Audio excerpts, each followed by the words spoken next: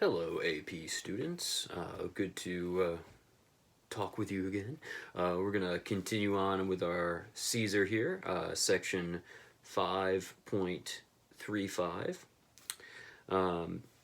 So we've got things kind of going from bad to worse for the Romans here after they've left their camp. They get attacked in this kind of ravine area, and the barbarians led by Ambiorix kind of keep capitalizing on the Romans' lack of order and leadership in this particular instance. So 535. So it starts off with a nice ablative absolute. And with this command having been obeyed most diligently by them, is referring to the Gauls, when any cohort had gone out from the circle and had made an attack, the enemy fled back very quickly. Okay? So you got that ablative absolute at the beginning. Ab eis would be a nice ablative of agent. Diligentissime, superlative adverb. Okay, then you've got a good cum clause here, kind of showing a repeated action, like your book says. From the circle, remember the Romans had kind of formed up into these circles, and nice ablative of separation there. Okay, and then the enemies fled back, so they're kind of feigning a retreat here. And then velocissime, a nice, again, superlative adverb there. Okay? So, meanwhile, back on the ranch, always. So, meanwhile, it was necessary that each part be exposed. Okay? So, like, when they come out of the circle, they leave a part of the circle exposed. That's kind of what it's talking about. So, meanwhile, it was necessary that each part that each part was exposed, and that kind of understanding it was necessary again, that spears were received from the open side, or from the open flank. Okay? So what you've got there, you've got the Nekessa erat, okay, and then you're going to have what was necessary to happen. It was necessary that this part be left exposed, and it was necessary that the spears be received. Okay, so you're taking kind of an accusative infinitive thing going on there. All right, and then rursus, again, when they had begun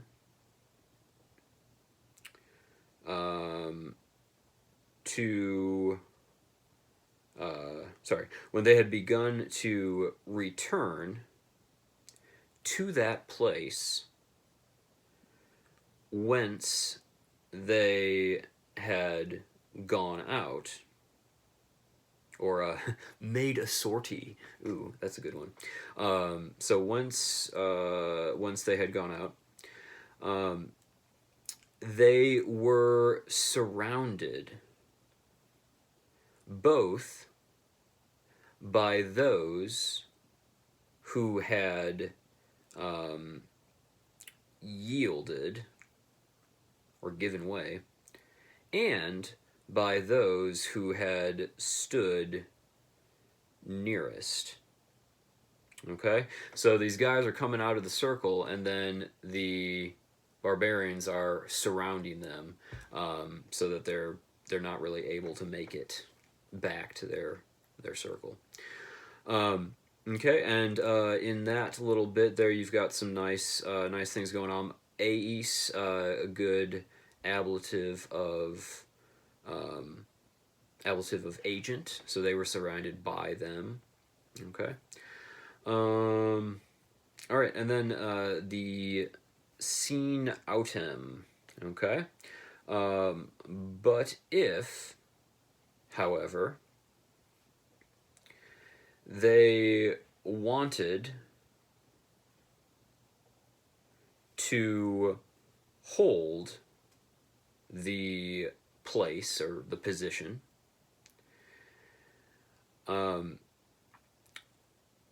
the place was, no place was left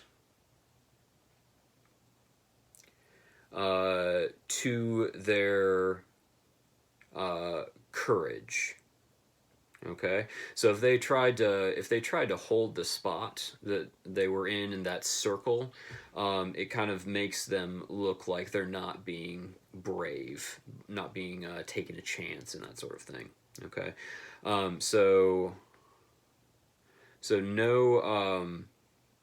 no place was left for their courage, or you could say, and a place was not left for their courage, nor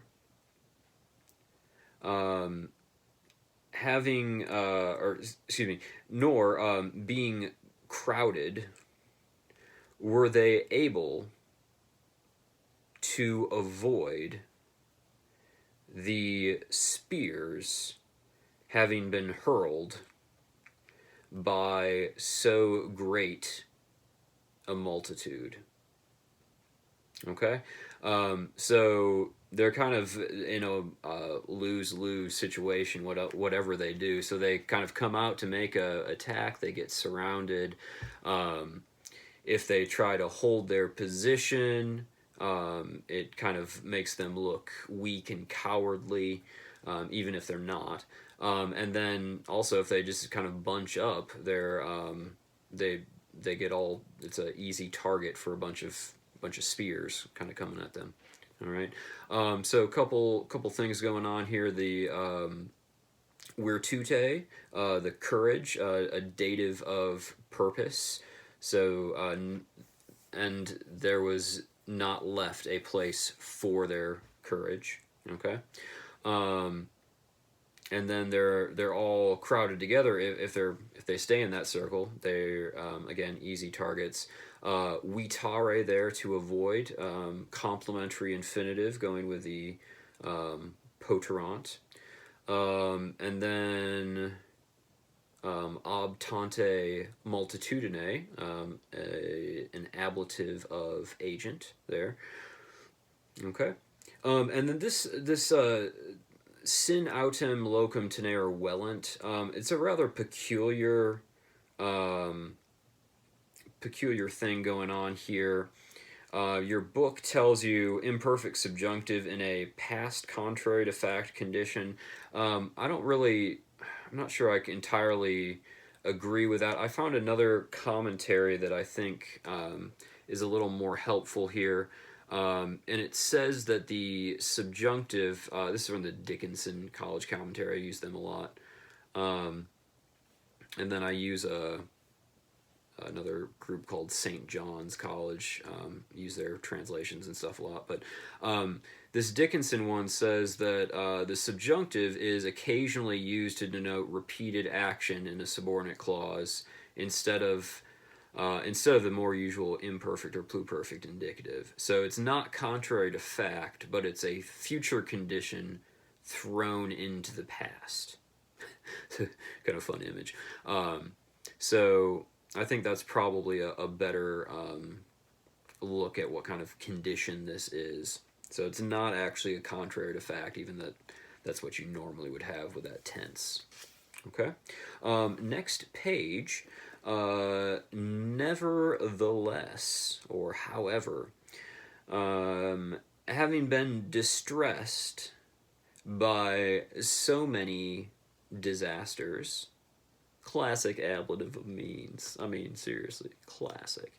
Um, they resisted with many wounds having been received.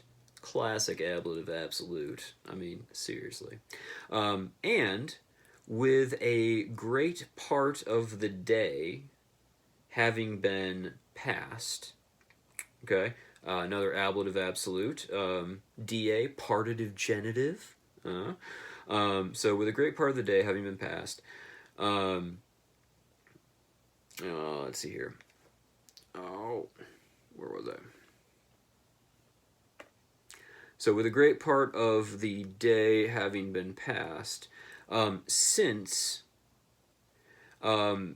literally it was fought from the first light to the 8th hour.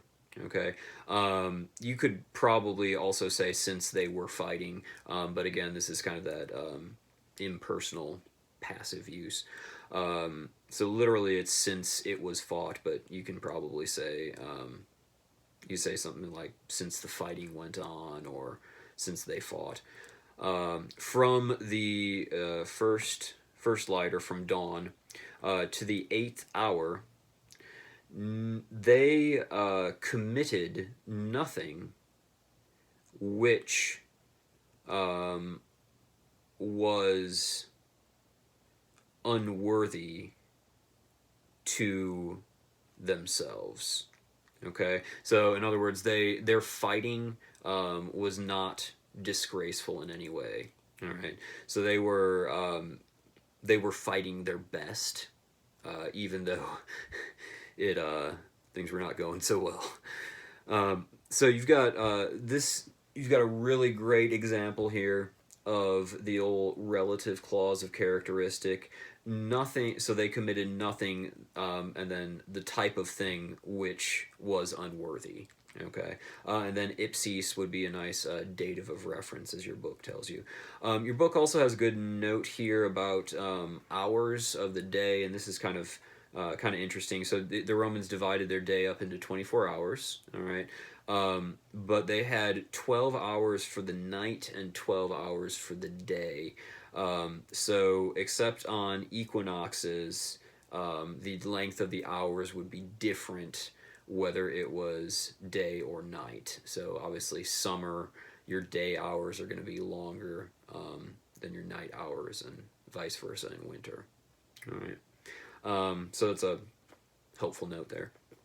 Okay, and then this next section is rather interesting. Caesar mentions the kind of the bravery of several kind of specific individuals, which is a kind of a nice touch. He likes to highlight the brave, and he's done this in the past. You may remember back in book 1, he talks about the guy, or sorry, not book 1, book 6, I think.